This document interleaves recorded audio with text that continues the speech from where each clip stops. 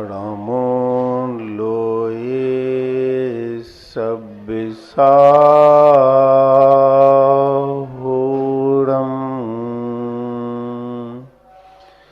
किसी ने बुंदेलखंड में कहा है भैंस के आगे बीन बजाना तो उसको कोई अंतर नहीं आएगा।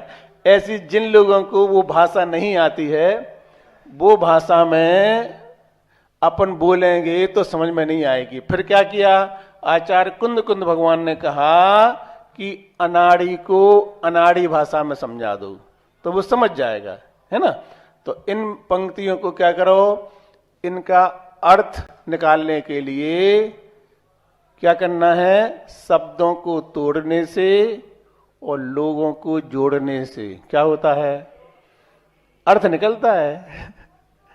क्या, तोड़ने से लोगों को, ये तारीख को लोग जोड़े थे ना, क्या हुआ था, दिन में 4 बार शांति धारा करना पड़ी थी। क्यों, लोग जोड़ते हैं तो अर्थ निकलता है और शब्द तोड़ते हैं तो अर्थ निकलता है। तो हम पहले शब्दों को तोड़ेंगे तो क्या होगा, अर्थ निकलेगा। मतलब एक शब्द के 2 अर्थ निकल रहे हैं। जहां लोग जुड़ते हैं तो क्या होता है, अर्थ निकलता है। लोग जुड़ते हैं तो क्या होता है, कितने जो कलश वाले आए पूरे दिन शांति धारा हुई, आज नहीं होगी वैसी बोली। क्यों, आज लोग जुड़े नहीं हैं। तो लोगों को जोड़ने से और शब्दों को तोड़ने से। और अपन क्या करते हैं, लोगों को तोड़ते हैं तो फिर अर्थ नहीं निकलता है। जोड़ना है, जहां जोड़ेंगे वहां अर्थ निकलेगा। तो यन मया दृश्यते रूपम, बहुत सुंदर अर्थ है। आप लोग जब इसके अर्थ पे जाओगे तो आपको बहुत अच्छा महसूस होगा कि आपने कितनी अच्छी पंक्तियों को बताया, लेकिन उसकी पंक्तियों का अर्थ नहीं मालूम। जैसे कि मार्केट में वस्तु का भाव नहीं मालूम तो वस्तु कैसे खरीदेंगे। तो ऐसा ही इन पंक्तियों में एक उदाहरण दे रहे पहले, फिर आपको हम अर्थ बताएंगे। हमारे द्वारा आपके कान तक आवाज पहुंच रही है, पहुंच रही ना, कैसे पहुंच रही है, माइक से पहुंच रही। सीधी सीधी बात है जी, हटा दो तो नहीं पहुंचेगी। क्यों पत्रकार साहब, और जी आवाज यहां तक नहीं आ रही है, बाहर तक भी आ रही है और दूर तक जा रही है। कैसे जा रही है बोलो, माइक के माध्यम से जा रही है, ये माइक लगा है जी। लेकिन अगर माइक से आवाज जा रही है तो फिर हम जी हटाने वाले हैं। अरे माइक से जा रही ना, हम जी हटाने वाले यहां से, क्योंकि माइक से आवाज आप तक पहुंच रही है, बाहर तक पहुंच रही है। यही सत्य है ना। बस जैन धर्म के सारे सार इसी बात में छिपा हुआ है। ये संसारी प्राणी समझता है कि ये माइक सामने रखा है, इसके द्वारा आवाज पहुंचाई जाती है, लेकिन वास्तव में ये सत्य नहीं है। सत्य तो इस माइक के अंदर छिपा है, वो इसके माध्यम से आ रहा है। इसके अंदर सत्य है, वो क्या है, करंट। वो आवाज बेच रहा है सब जगह। ये तो माध्यम है, ये डब्बा कुछ नहीं करेगा। अगर जी कुछ करता होता तो आदमी कहते बीच में चली गई, तो वो कौन है, वो चली जाती है बीच में, कौन सी देवी है वो, है, और उसके जाते ही बंद हो जाता है फिर जी। तो वो चली गई है, वो मेन काम करने वाला है, और जो दिख रहा है जो साइड वाला है। लेकिन लोग क्या समझ रहे हैं, यही मेन है। बस इस बात को समझ लिया तो जैन धर्म की सारी बातें समझ में आ गई। जैन धर्म इसी बात पर टिका हुआ। जैसे जिस शरीर है, इस शरीर में रीढ़ होती है, रीढ़ की हड्डी पर पूरा शरीर टिका है, ये टूटी शरीर मिटा। ऐसे जैन धर्म के प्राण क्या है, भेद विज्ञान। क्या कहलाता भेद विज्ञान, तो इन पंक्तियों में वही बात बताई जा रही है। यन मया दृश्यते रूपम, मेरे द्वारा जो दिखाई दे रहा है, क्या आप हमें देख रहे हैं, हम आपको देख रहे हैं। तन्ना जानाति सर्वथा, ये दिखाई दे रहा है ना जी बिल्कुल नहीं जानता कुछ भी। कौन, ना मैं जानता हूं ना आप जानते हो। ये क्या है, ये माइक है। जानन दृश्यते रूपम, और जो जानने वाला है, सुन रहे ना आप लोग, कभी कभी छोटी सभा में भी बहुत बड़ी बात हो जाती है और हर व्यक्ति को समझ में आ जाएगा, इतनी सरल अर्थ है, बस वो भाषा कठिन थी, उसको हम सरल कर दे रहे। यन मया दृश्यते रूपम तन्न जानाति सर्वता, जो दिखाई दे रहा है आपको हम और हमें आप, ये कुछ नहीं जानते, और जो जानने वाला है वो मुझे दिखाई नहीं देता। जो जानने वाला है वो मुझे दिखाई नहीं देता है। ततः कैन बिबिम में हम, अतः मैं किससे बात करूं? कौन जानने वाला बताओ? हम आपको जान रहे हैं, इसमें कौन काम कर रहा है? अगर ये जानने वाला है जो दिख रहा है, तो एड सेठ जी का पूरा शरीर दरवाजे पर रखा है और लोग कह रहे सेठ जी चले गए, तो चले गए वो सेठ जी हैं कि जो डले हैं वो सेठ जी हैं? बताओ हैं? कौन सत्य क्या है? तो जो सत्य है उसको जानो। हमारी फोटो नहीं बनी, हमारी फोटो नहीं डली, हमारा सम्मान नहीं हुआ। किसका सम्मान? ये मुर्दे का सम्मान है। इसलिए जैन धर्म के मुनिराज जी इस शरीर को सजाते नहीं हैं, सजा देते हैं। क्या करते हैं? सजाते नहीं हैं, सजा देते हैं। क्यों? क्योंकि ये शरीर कैसा है? जी बदमाश है, इसका नाम बदमाश है। सही नाम क्या है शरीर का? बदमाश। क्यों बदमाश है? क्योंकि इसको अपन ने तरह तरह से खिलाया, पिलाया, पहनाया, सजाया, और इसने अपन को क्या दिया? इसने अपन को दिया डायबिटीज, गैस, हार्ट। क्या क्या दिया? बदले में क्या दिया इसने? आप लोग विचार करो। नाना वस्त्राभूषण मैंने इस तन को पहनाए, गंध सुगंध इतर लगाए, नाना आसन कराए। नाना आसन समझते ना? आज घर में नहीं, आज तो आनंद भोजनालय, आनंद भोजनालय नहीं, आज तो और अच्छा भोजनालय। नाना आसन कराए, रात दिना में दास हुए कर। रात दिना में किसके दास? हम कह रहे हमारे यहां नौकर हैं, अपन स्वयं नौकर हैं किसके? रात दिना में दास होए कर सेव करी तन केरी। सुन रहे कि नहीं? सो तन मेरो काम ना आयो, भूल रहो निधि मेरी। अपनी निधि को भूला हुआ यह संसारी प्राणी तरह तरह के वस्त्र, आभूषण, शादी में, कौन सी शादी? ललितपुर में नहीं चलेगी, बाहर जाएंगे कहां? 40 लाख रुपए के अकेली होटल। ऐसा होता है, हम नाम नहीं बता रहे, भाई हो रही है, कल ही सुनने में आया। कितने की? 40 लाख की होटल बुक, और उसमें 40 लाख का खर्चा। कितने साल के लिए? 2 दिन के लिए। नाना वस्त्राभूषण मैंने इस तन को पहनाए। हे संसारी प्राणी, हमारी स्थिति क्या है? पाप की कमाई कर रहे हैं और पाप में ही लगा रहे हैं। कैसे कल्याण होगा हमारा? परिणामों को देखने का समय नहीं है। मात प्रदर्शन हर क्रिया में, चाहे लौकिक क्रिया हो चाहे धार्मिक क्रिया हो, क्रिया तो कर रहे हैं। फोटो बनी कि नहीं बनी, फोटो छपी कि नहीं, यहां ध्यान जा रहा है। ऐसी इन 2 पंक्तियों में जीवन का सार छिपा हुआ है। इसलिए आचार्य श्री जी इन पंक्तियों को प्रतिदिन पढ़ करके अपने आप को पहचानते हैं कि मैं जो हूं, इस शरीर के अंदर रहने वाली जो आत्मा है, जो दिखेगी नहीं, लेकिन सारा का सारा खेल दुनिया में उसी का है। इसका नाम होता है भेद विज्ञान। जिस जीव को अंतरंग के भावों से इस बात का ज्ञान हो जाता है, कैसे? अंतर के भावों से, तो फिर वह बाहरी क्रियाओं में बिल्कुल भी रुचि नहीं रखता है। जैसे कि भरत चक्रवर्ती घर में रहकर बैरागी, सारी संपदा थी दुनिया भर की, लेकिन वो ये सोचता था, क्या सोचता था, ये हमें छोड़ना है, ये मुझे छोड़ना है, कब छूटे कब छूटे। तो वो संपदा दुख का कारण नहीं बनी, नहीं तो लिखा है ग्रंथों में, अधिक परिग्रह और अधिक आरंभ, क्या लिखा है बोलो,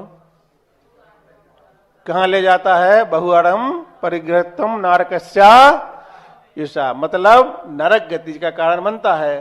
तो इसका मतलब क्या हुआ, तो जितने पैसे वाले लोग हैं वे सब नरक जाएंगे, हैं? ऐसा है नहीं। फिर क्या है सही, उसमें आसक्ति, एक व्यक्ति के पास मात्र 10,000 रुपए हैं, लेकिन वो रात दिन सोचता रहता है कब 5 करोड़ हो जाएं, कब 5 करोड़ हो जाएं, कब 5, होना नहीं, लेकिन उसकी आसक्ति ऐसी रहती है, तो वो दुख का कारण बन जाती है, पाप को बढ़ाने के लिए कारण।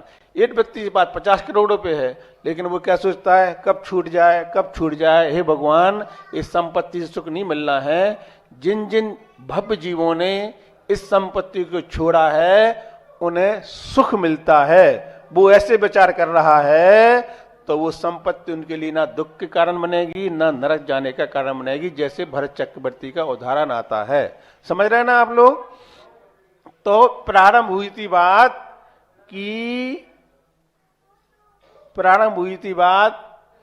कि भावों के साथ साथ क्रिया और क्रिया के साथ साथ भावों की प्रधानता पर ये जैन धर्म टिका हुआ है।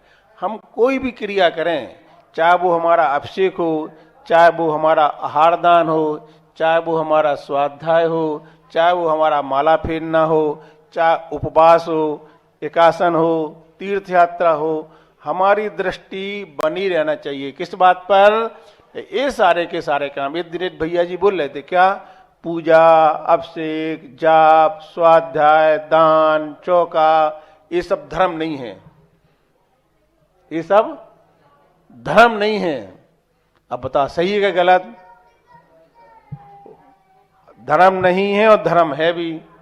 अब धर्म किस लिए नहीं है, ये क्रियाएं हैं, ये आहार देते समय, चौका लगाते समय, मुनिराज को आहार देते समय, तो मैं अरे आज मानती नहीं है, जब ये सामने खड़ा आ जाता है मजान नहीं दे रहा है, अब क्या कर रहा है, आपके भाव ईर्षा चल रही है भावों में, तो वो क्रिया करते हुए भी पुण्य का कारण नहीं बन रही है, ईर्षा के भाव आ रहे हैं।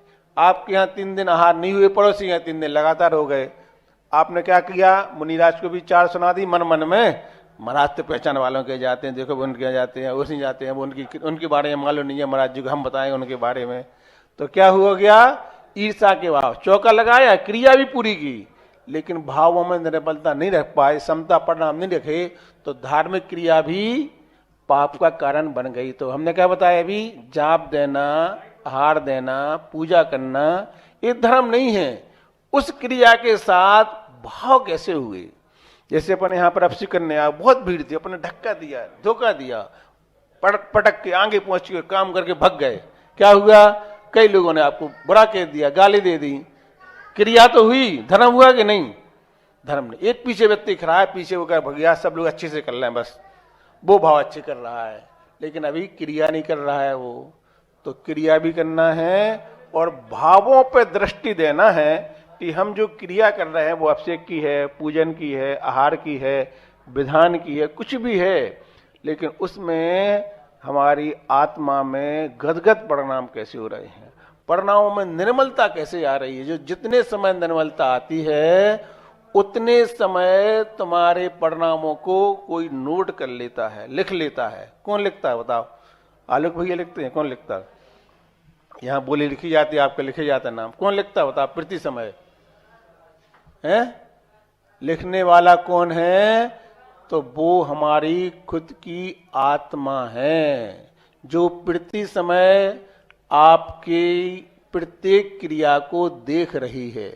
कौन देख रहा है, मैं खुद देख रहा हूं, किसको, अपनी प्रत्येक क्रिया को देखने वाला मैं स्वयं हूं, देखने वाले भी हम हैं।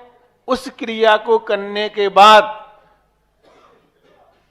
हमें कितने नंबर मिले, धर्म के या पाप के, वो भी हम नंबर देने वाला कौन है? मैं हूं।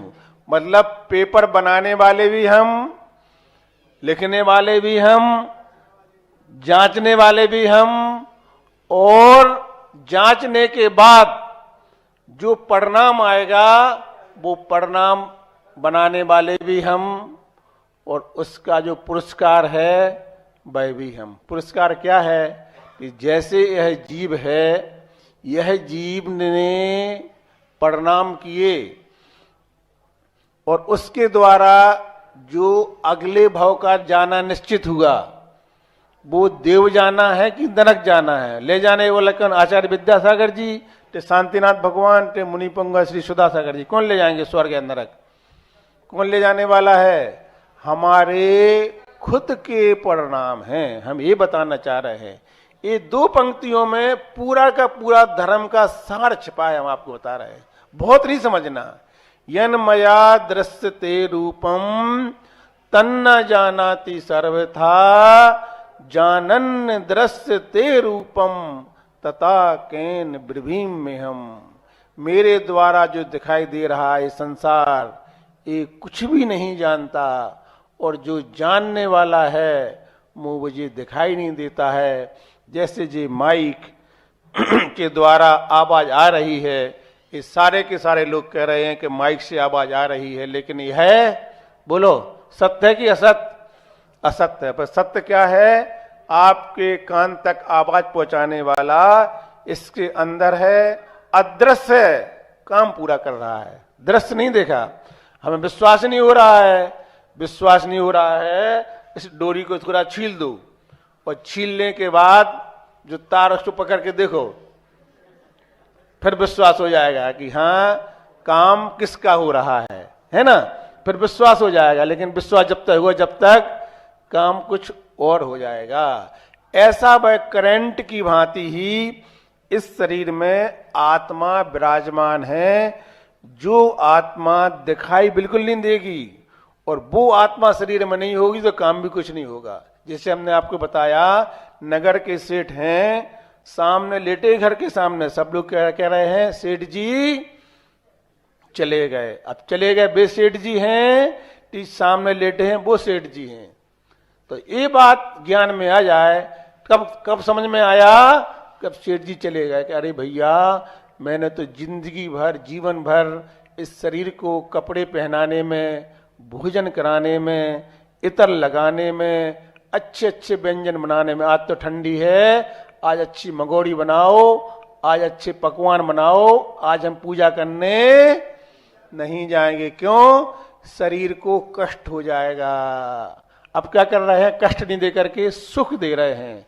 क्या कर रहे हैं? खिला रहे हैं, पिला रहे हैं, ठंडी ना लग जाए। और खिलाने पिलाने के बाद क्या हुआ शरीर को? बोलो, शरीर ने साथ दिया नहीं दिया? हर व्यक्ति अपनी 15 साल की उम्र की, फिर 22 साल वाली, फिर 28 साल वाली, फिर 35 वाली, फिर 50 वाली, फिर 60 वाली, देखते जा फोटो, और फिर शरीर को खिलाते पिलाते जा, पहनाते जा। महिलाओं में क्या लड़ाई है? इनके लिए सोना दे दिया, हमें सोना नहीं बनवाया, किसको सजाना, किसको पहनाना, ये सारा का सारा मुर्दे का श्रृंगार है। ये मुर्दे का श्रृंगार है। इसलिए जैन मुनि जो होते हैं, वो शरीर के अंदर जो आत्मा है उसको लिए भोजन देते हैं। शरीर को कितना देते हैं? जितना मैं ये शरीर हमारा साथ देता रहे रत्नत्रय के पालन करने में, बस। इसके बाद क्या करना है? दृष्टि रखना है। कहां पर? जैसा वह शक्कर से बूरा बनता है तो क्या देखा जाता है? चाशनी देखते रहते हो, चाशनी। ऐसे ही संसारी प्राणी जब मोक्ष मार्ग में अपने कदम बढ़ाता है तो वो देखता रहता है प्रति समय हम जो भी क्रिया कर रहे हैं, इन क्रिया के द्वारा हमारे परिणाम कैसे हो रहे हैं। जैसे कि यहाँ पर शांतिनाथ भक्तांबर आजीवन विधान, उसमें क्या होता है बताओ? क्या होता है विधान में? भक्तामर की एक एक काव्य को पढ़ते चले जाते हैं और आप लोग क्या करते हैं? ऐसे ही होता ना। अब जिस काव्य को हम पढ़ रहे हैं उस काव्य का रहस्य क्या है? लिखने वाले कौन हैं? किस उद्देश्य से लिखा है? जैसे कि विधान में 48 काव्य आएंगे। कितने आएंगे? हैं? 48 काव्य आएंगे। एक काव्य में कितनी पंक्तियां रहेंगी? 4 पंक्तियां रहेंगी। एक पंक्ति में कितने अक्षर होंगे? बस अब कठिन हो गई बात यहां से, हैं? जी हम बताएंगे, हम बता दे रहे हैं। उन 14 अक्षर होंगे। चलो लो पुस्तक कहीं हम मंगाई रखिए। गिनो, बैठो, गिनो, शुरू करो, गिन के बताओ। अरे उठाओ जरा, ये उठा लो, गिन के दिखाओ, गिन पाते कि नहीं? ये तो जना गिनो, गिनना भी कठिन है। 14 अक्षर कैसे गिने? तीनों उठा लो। एक पंक्ति में शास्त्री जी ने सुनने दो ना, तो सब मालूम नहीं दो, आप लोग गिनो, उन्हें सब मालूम। एक पंक्ति में कितने होते हैं? 14 होते हैं। आपको आश्चर्य होगा कि 48 काव्य हैं और 48 काव्यों में जिन आचार्य महाराज ने लिखा है, सुन रहे कि नहीं? इतने लोगों में आलूर पंडित जी को छोड़ दिया जाए तो शायद ये कोई बता पाए कि एक पंक्ति में क्यों चंदन जी कितने अक्षर? कितने अक्षर है बोला हमने? 14 अक्षर होते हैं। अब हम विधान तो हमने ले लिया, करना चाहिए, लेकिन क्यों महाराज जी इतना कह रहे हैं? क्यों हर जगह विधान को करवा रहे हैं? हम वो बात आपको बताना चाह रहे हैं और कोई बात नहीं। इसकी क्या महिमा है? उन्होंने क्यों लिखा इस काव्य को? क्या विशेषता है इसकी? क्यों महाराज जी प्रेरित कर रहे हैं हमारे लिए? तो हमने उनके कहने से ले लिया और विधान करके चले भी गए। इसका भाव क्या है? तो आचार्य महाराज मानतंड महाराज ने बनाते समय इतना ध्यान रखा। देखो, न उनके पास कोई कोश था न कुछ था। अपने मन में सोचा चैलेंज है, कोई भी पंक्ति में 48 काव्य में से प्रत्येक काव्य में 4-4 पंक्तियां हैं, लेकिन किसी भी पंक्ति में ना 13 होंगे ना 15 होंगे। कितना ध्यान रखा। अब कोई व्यक्ति हमारे लिए बता दे कि हमने महाराज जी 14 अक्षर गिन लिए, सही गिन के बताओ कैसे गिने जाते हैं? गिनना भी कठिन है। ये जो हमने पुस्तक आपको बताई है, इसमें एक पेज है यहां पर जी, उसमें लिखा है इस पेज में कि इस विश्व में अनेक प्रकार के स्रोत हैं। उन स्रोतों में 5 स्रोत बहुत विशेष हैं। नीचे से 1 2 3 4 5 6 7, नीचे से 7वीं पंक्ति है, हमने पढ़ी नहीं है लेकिन आपको बता दिया गिन के। विश्व में अनेक स्रोत हैं, उनमें से उत्कृष्ट मात्र 5 स्रोत ही हैं। उनमें से एक भक्तामर स्रोत आता है। इतनी महिमा है इसकी। और आप पहली पंक्ति को देख लेंगे, हम जो पुस्तक इसलिए रखा हमने यहाँ पे कि हम जो क्रिया कर रहे हैं भविष्य की, इस स्रोत की महिमा क्या है, इसको क्यों पढ़ते हैं, इसमें क्या भाव छिपे हुए हैं। अगर एक काव्य का भी अगर आप अर्थ समझ लेंगे तो आपको ऐसा लगेगा कि हम तो प्रत्येक काव्य के भावों को अवश्य ही पढ़ेंगे, अवश्य समझेंगे। इतना अच्छा भाव छिपा हुआ है। क्या आप लोग समझना चाहेंगे? भावना है आप लोगों की, तो कम से कम एक काव्य का हम अच्छे से भाव समझ लें तो कहते ना, शब्दों को तोड़ने से लोगों को जोड़ने से। हाँ, तो एक अर्थ कैसे निकलेगा? शब्दों को तोड़ना पड़ेगा। एक 4 पंक्ति भी आप पढ़ोगे तो समझ लो आपका आज का प्रवचन में बैठना सार्थक हो गया। हमने आपको पहले मूल बात समझा दी। क्या है मूल बात? कि जैन धर्म क्रिया के साथ साथ भावों की प्रधानता पर टिका हुआ है। आप विधान करने आए, ये आपकी क्रिया है। क्यों किया विधान? क्या हमने भगवान से कहा? हमारे बच्चे की शादी हो जाएगी इसलिए विधान कर रहे हैं, हमारे यहाँ नाती हो जाएगा इसलिए विधान कर रहे हैं, हमारे यहाँ धन संपदा मिल जाएगी इसलिए विधान कर रहे हैं। तो आचार्यों ने कहा है आपने बहुत बड़ी भूल कर दी। इस धर्म का फल क्या है? जैसे किसान बीज बोता है, किस लिए? फसल में हमें अन्न की प्राप्ति हो जाएगी। और भूसा, भूसा के लिए बोता है, भूसा मिलता कि नहीं मिलता? वो तो मिलता ही है। तो जो व्यक्ति अच्छे भावों से जिनेंद्र भगवान की पूजन से पूजा करता है, उसका लक्ष्य रहता है कि हे भगवान, जिस प्रकार से आपने अपनी आत्मा को पवित्र किया है, पावन किया है, ऐसी आत्मा हमारी पवित्र पावन बने, इसलिए हम पूजा भक्ति कर रहे हैं।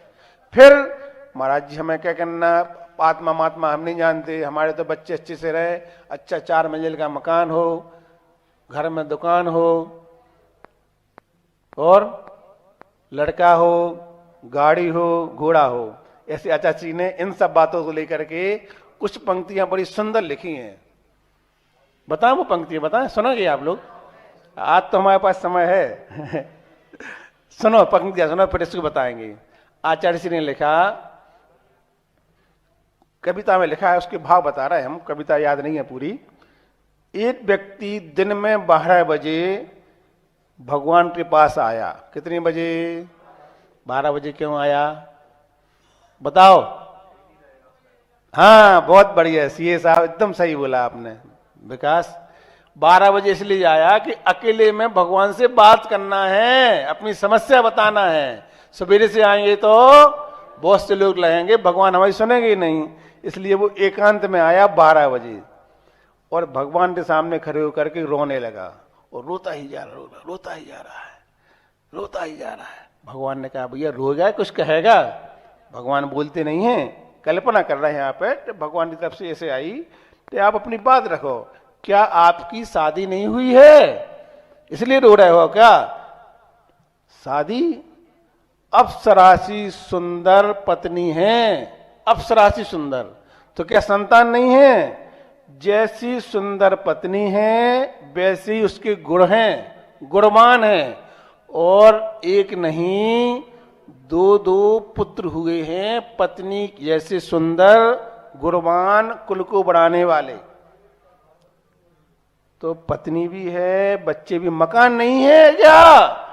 मकान 1 मंजिल का नहीं 4 मंजिल का है। तो फिर दुकान नहीं है क्या? मकान के नीचे दुकान है। क्या हो गया? अप्सरासी सुंदर पत्नी, गुणवान, पति की आज्ञा में चलने वाली, उसके ही समान कुल को चलाने वाले पुत्र, 1 नहीं 2, 4 मंजिल का मकान, नीचे दुकान। चलती नहीं है क्या चंदसेन जी? चलती नहीं है क्या? कब तक आप बना लेना, भाव हम बता दे रहे हैं। चलती नहीं है क्या? शटर खोलने की दूर रहती है, ग्राहक खड़े ही रहते हैं नीचे। तो आप लोग बताओ, पत्नी, बच्चे, मकान, सोना चांदी, दुकान, सब कुछ अच्छा चल रहा है, कोई तो बोलो भगवान के पास है? नहीं, वो भी संसारी प्राणी को चालने के लिए रोता नहीं है, वो कहता मिल जाता मिल जाए।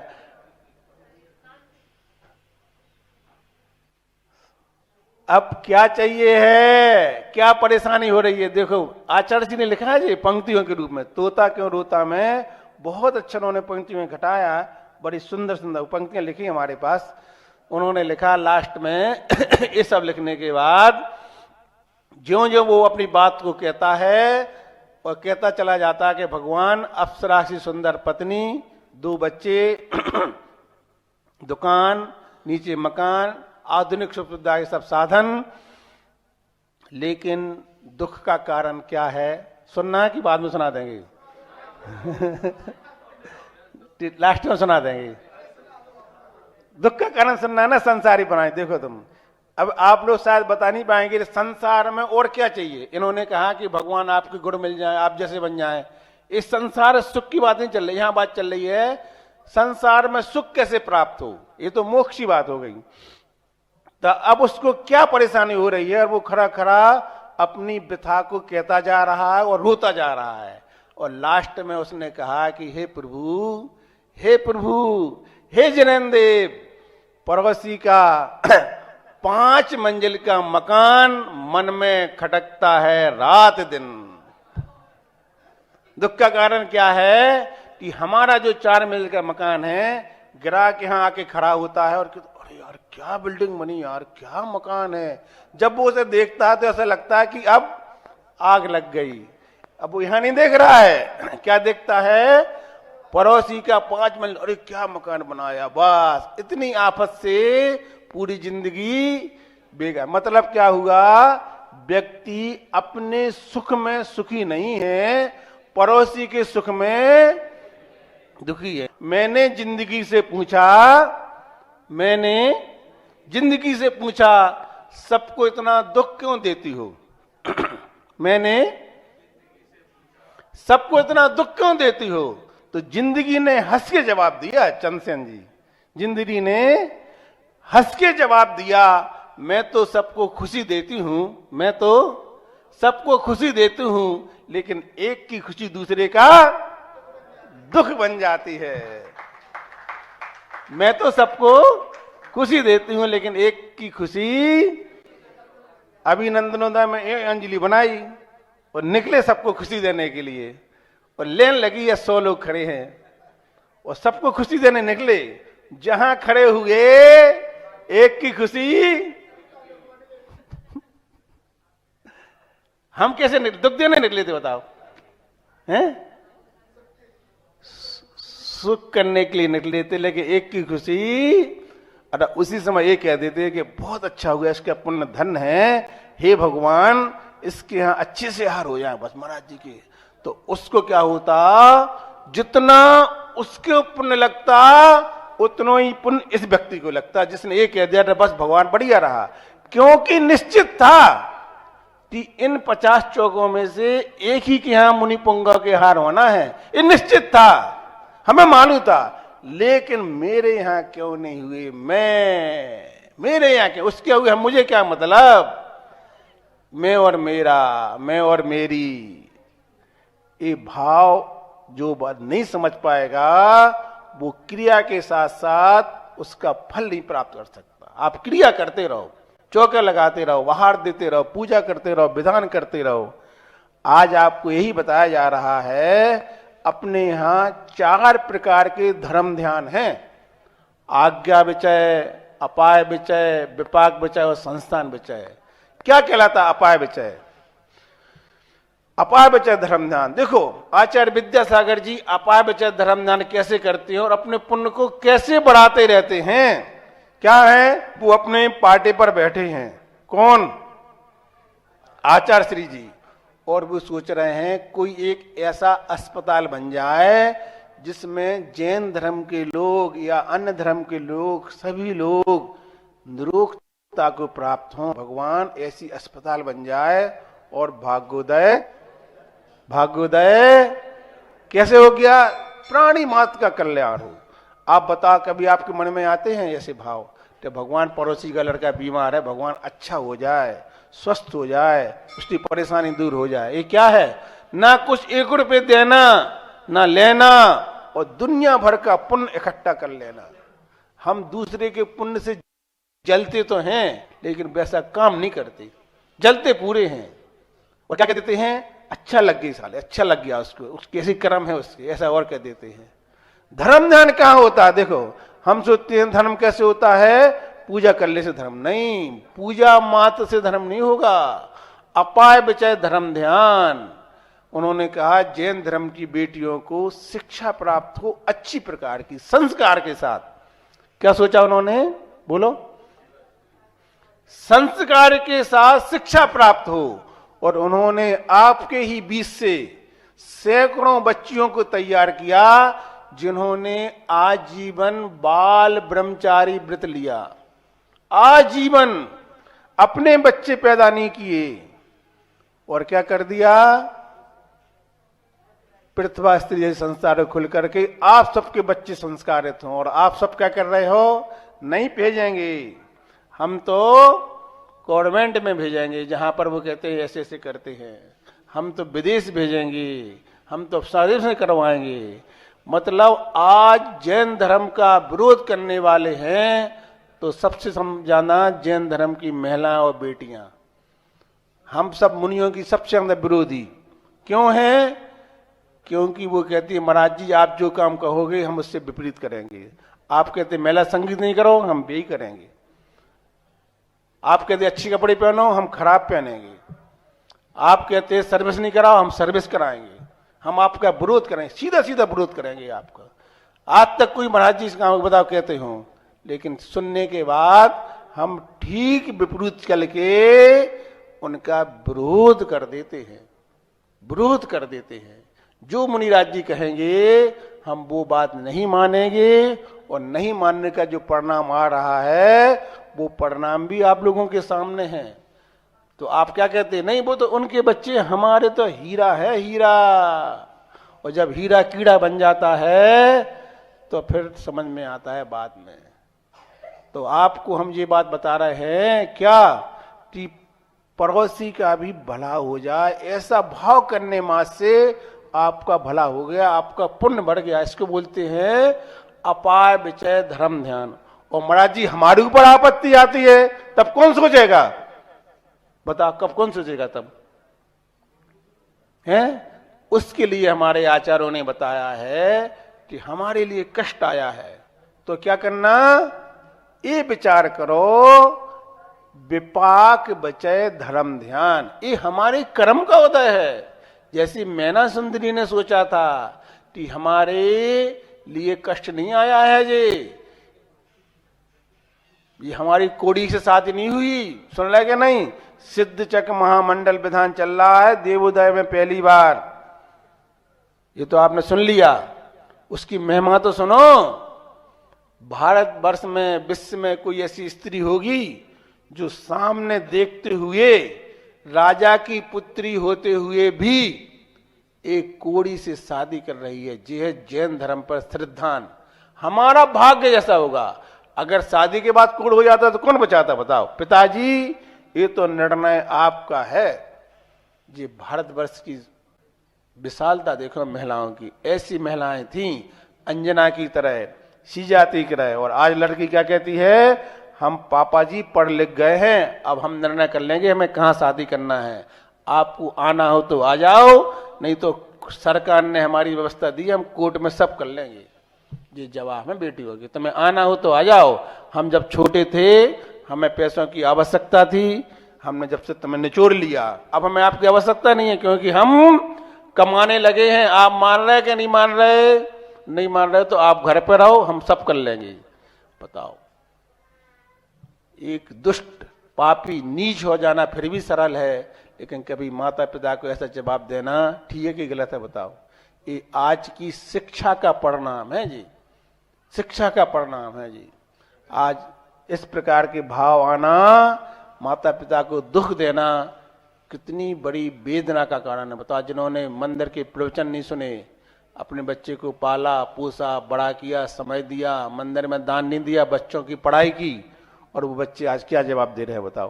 तो आपको आना हो तो आ जाओ, नहीं तो हमने तो निर्णय कर लिया। ये शिक्षा संस्कारित बने, इसके लिए आचार्य श्री जी ने प्रतिभा जैसी बनाई है। और मुनि पुंग और सुधा सागर महाराज जी की कृपा से आज सांगानेर में क्या बना है भैया, बालिका छात्रावास। जिन्होंने अभी अभिनंदनोदय ललितपुर में समय सार जैसे ग्रंथ को 18 साल 20 साल की बेटियों ने याद करके बता दिया। जिस समय सार को आदमी हाथ में लेने में डरता है, जिस समय सार की एक गाथा को पढ़ने में पसीना छोड़ देता है, ऐसे समय सार जैसे ग्रंथ को कंठस्थ याद किया। उन्होंने कहा कि 17 नंबर की गाथा बोलो, उन्होंने बोल दी। भाव बताओ, उन्होंने अर्थ बता दिया। आज आपके साधु एक बार आहार ले रहे हैं और आपको कितना दे रहे हैं, और आपसे क्या अपेक्षा कर रहे हैं, और अपेक्षा में आप बदले में क्या दे रहे हैं बताओ। आप ये कहो कि महाराज जी आप इतनी मेहनत कर रहे हैं, हमारे भले के बारे में सोच रहे हैं। कल एक बच्ची आई कोई गांव से, महाराज जी बैंक की हम तैयारी कर रहे हैं, आशीर्वाद दो। कितना समय पढ़ते हो? महाराज जी बहुत पढ़ते हैं, 8-10 घंटे।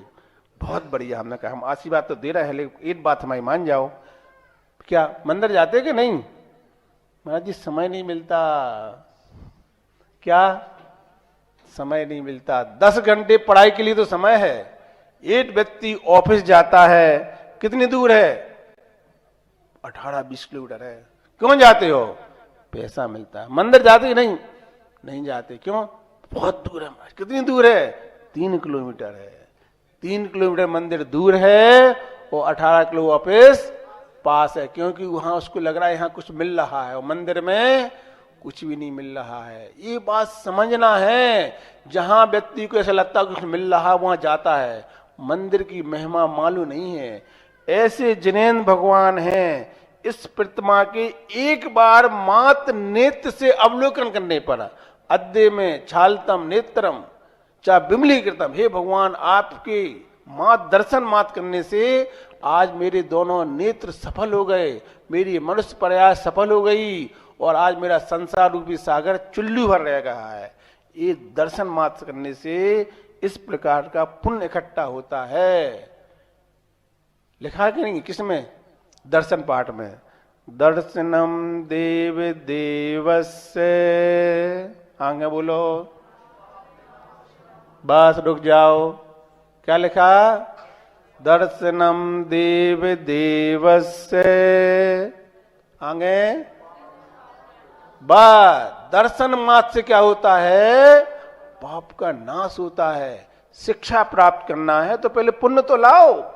अगर पुरुषार्थ से सफलता मिलती तो किसी व्यक्ति को अपने धंधा पाने में घाटा नहीं होता। क्यों घाटा हो गया? क्यों नौकरी नहीं लगी? क्यों सफलता मिली? क्योंकि पुण्य नहीं था। 10 घंटे पढ़ा, पुण्य नहीं था। पुण्य कहां मिलता? पुण्य तो आपने लात मार दी पहले। हमें समझ नहीं है। अगर 10 घंटे में 9 घंटे पढ़ते, आधा घंटे भगवान जनन की पूजा से करते। क्यों करते? पुण्य की प्राप्ति। अपना स्वार्थ है उसमें। हम मनुष्य पर्याय मिली है, मात्र नौकरी करने के लिए थोड़ी मिली है। वो तो आजीविका का साधन है। मुख्य क्या है? धर्म जरूरी, आजीविका मजबूरी। लिखो क्या? और आपने क्या कर दिया? आजीविका जरूरी और धर्म, इसलिए परेशान हो। ये मनुष्य पर्याय मिली है, हम नरक में ना चले जाएं, नरक में ना चले जाएं, हम निगोद में ना चले जाएं, इसलिए हमने मनुष्य पर्याय को पाया है। तो अब मनुष्य पर्याय तो मिली है, और पर्याय होती है। देव भी बनते हैं, पशु भी बनते हैं, नारकी भी बनते हैं। इन तीनों पर्यायों में व्यक्ति को आजीविका के लिए कुछ करना नहीं पड़ता। जैसे हजारों लाखों करोड़ों वर्ष के लिए व्यक्ति देव पर्याय में गया, क्या करना? कुछ नहीं करना। जो मनुष्य पर्याय में धर्म किया है इसके फल को भोगना है। कोई धंधा पानी नहीं, न कलेक्टर बनना, न बिजनेस करना, सर्विस करना। अच्छा जो दीवार बनी है, जो सीलिंग है, जो खम्भे हैं, जो पूरे सोने के रहते हैं, सीलिंग हीरे की रहती है। कहां पर? स्वर्गों में। झूठ बोल रहे हैं हम? का महावृत्ति है? ऐसी सीलिंग का बना हुआ विमान किसको मिलता है? जो सर्विस करता है, नौकरी करता है, नाचता है, गाता है, उचकता है, दोस्तों के साथ होटल में जाता है, उसको क्या मिलेगा? ये मिलेगा। और जो धर्म करेगा उसको क्या मिलेगा? पशु बन जाएगा। ये धर्म में यही सिखाया जा रहा है कि संसारी प्राणी आधा घंटे का समय। इतनी पुस्तकें पढ़ी आपने, एक बार जैन धर्म की एक पुस्तक पढ़ो तो फिर क्या होगा? अच्छे अच्छे सीए और सीए के पीए और इंजीनियर क्या बन जाते हैं? दिगंबर मुनि बन जाते हैं। सुना आप लोगों ने? अच्छे अच्छे सीए और पीए संघ में है। जो बोल रहे भैया देखो, अनेक। एक बार उनने पुस्तक पढ़ ली, अरे भैया हम क्या थे? एक गधा था, गधा नहीं शेर था, और वो बचपन से कहां रहने लगा? गधों के बीच में रहने लग पड़ा। और जब उसको मालूम चला कि हम गधा नहीं, हम तो शेर हैं, तो फिर वो रहेगा गधों के बीच में? अरे हम शेर हैं, शेरों के बीच में रहेंगे। जैसे हमारे चंद्रसेन जी हैं, पहले नौकरी करते थे। क्या करते थे? नौकरी करते थे, सर्विस करते थे, लेकिन इन्हें धर्म का ज्ञान हुआ। सुना नहीं ना आप लोग? तो इनने अपनी नौकरी भी छोड़ी, फिर कवि सम्मेलन में जाते थे तो लोग इनकी जेब में कुछ रखते थे।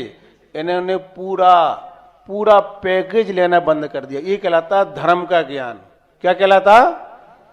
इतनी कविताएं पढ़ते थे। आज भारतवर्ष में चंद्रसेन का नाम चलता है जैन समाज में, 1 रुपये भी नहीं लेते, कह रहे सारा सारा लेना बंद कर दिया, नहीं लेना। अब क्या करना? धर्म करना। तालीमात मत बजाना, इनके आगे की तो सुनो। ऐसा धर्म नहीं, मात पैकेज लेना बंद किया, प्रीतमाओं का पालन करने लगे। बताओ, प्रीतमा पालन करने का मतलब होता है कि हम मुनि मन के विमान में जाएंगे और वो प्रीतमा का पालन करके स्वर्ग में जाएंगे ऊपर। यद्यपि स्वर्ग हमारा अंतिम लक्ष्य नहीं है, हमारा लक्ष्य है मोक्ष जाना। लेकिन ग्रंथ में लिखा है कि एक व्यक्ति को रास्ते में विश्राम करना, चलते चलते इस तरफ पेड़ की छाया है और इस तरफ तेज धूप है और तेज गर्मी पड़ रही है, कहां बैठेगा? छाया में बैठेगा, क्योंकि गर्मी है। अगर ऐसी बरसात होती तो धूप में बैठता। तो वो कम से कम नरकों के दुखों को ना भोगना पड़े, इसलिए क्या कर गया? कुछ समय के लिए स्वर्ग में रुक गया।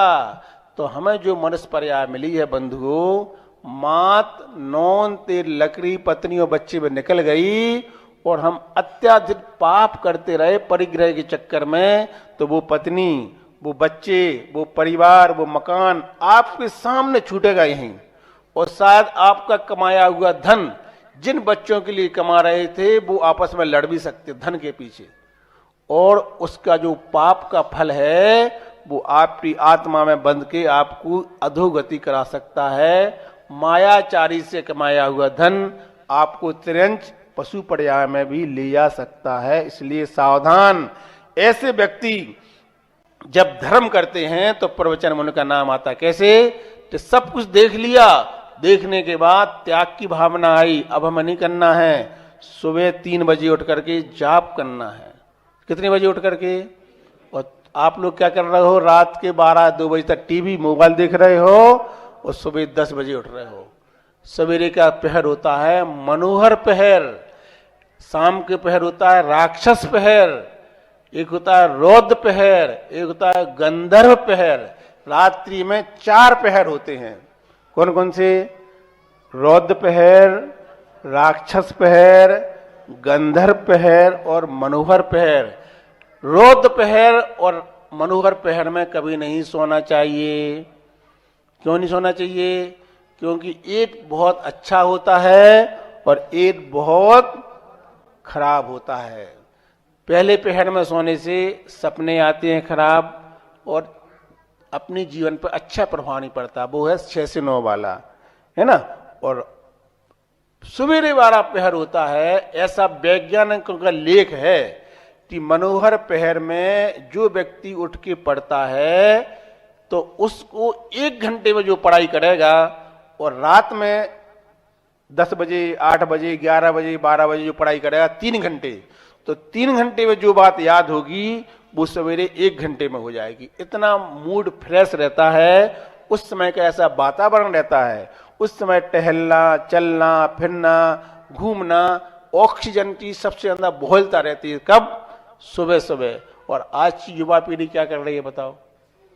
तुम्हारे साधु क्या करते? सवेरे 10 बजे उठते? कितने बजे उठते? नहीं 10 बजे उठते। अब कह दिया तो कह दिया 10 बजे उठते तो हैं आहार के लिए, आहार के लिए 10 बजे उठते हैं, लेकिन सोकर तो हाँ। तो ये पहर अच्छा पहर माना जाता है।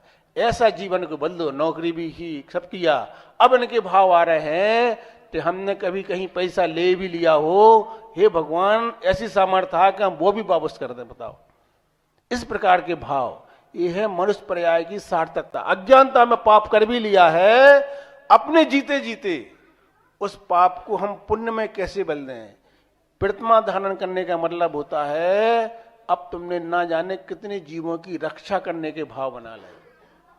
रक्षा करने, प्रतिमा लेना गृहस्थ जीवन में ऐसा है जैसे कि एक व्यक्ति ने अपने जीवन में 1000 अरब की संपत्ति बना ली हो। कितने की? पंकज सुन नहीं रहा तुम? 1000 अरब की संपत्ति सरल ही कठिन है। तो वो संपत्ति छोटी है और 2 प्रतिमाओं को लेना कठिन नहीं, बड़ी चीज है। कठिन नहीं है, बड़ी चीज है। क्यों बड़ी चीज है? आप उत्तर पूछो। पालना नहीं।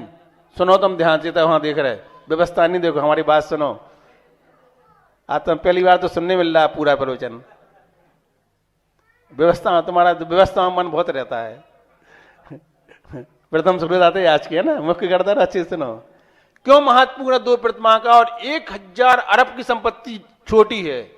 क्योंकि ये जो 1000 संपत्ति मिली है वो ज्यादा से ज्यादा 100 साल तक भोग पाएगा। बस 100 साल के बाद उस सारी संपत्ति को छोड़ देगा, वो छोड़ना ही पड़ेगा। अब जो संपत्ति छोड़ गई उसका जन्म बगल में हो गया एक झोपड़ी में, और किसी ने कहा जो संपत्ति तुम्हारी है भैया बुला ले, तुम्हारे पिताजी के जीवन झोपड़ी में पैदा हुआ है, जाओ। या तुम्हारी पिताजी का जीव था, ये गैया जा रही ना, जी तुम्हारा भैया था, जाओ इसको भूसा खिलाओ। तो तुम्हारी परिवार के तुम्हें भूसा नहीं खिलाएंगे, अन्न तो छोड़ो। और हम बता रहे तुम्हारी ये गैया जा, चले जाओ भूसा खिलाओ, तुम्हारे परिवार के भूसा नहीं खिलाएंगे मालिक। और तुम देखोगे अपने ज्ञान से, अरे यार पत्नी हमने बनाई थी, ना हमने प्रवचन सुने, ना मैंने आहार दिया, ना मैंने चौका लगाया, ना मैंने स्वाध्याय किया, ना माला फेरा। हमने सोचा चलो सब लोग मंदिर गए हैं, पंचलान में विधि हैं, विधान कर रहे होंगे, अच्छी दुकान चली, दुकान चलाते रहे, मायाचारी करते रहे, पाप करते रहे, भैया गैया बन गए और वो मकान खड़ा रहा। तेज भक्त का कल्याण हो, इस भावना से वो आते हैं। उनका भला कब होगा?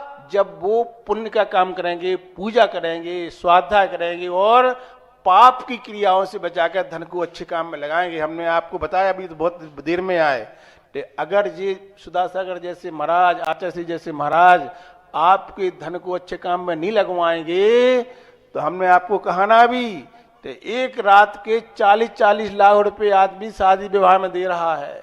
पाप की कमाई पाप में लगाएगा और नरक चला जाएगा। वो 4:30 बजे जब महाराज जी यहां पर आए तो यहां पर आते खड़े नहीं हो पाए, और 11 के 2-3 नाम तुरंत आ गए यहीं पर आते ही साथ, और नाम जे आए 1-2 कमरे के दातार तैयार हो गए। मतलब ऐसा पुण्यात्मा जीव होना भी बहुत बड़ी बात है ना, दूध के दांत नहीं गिरे, ऐसी वाली बात है।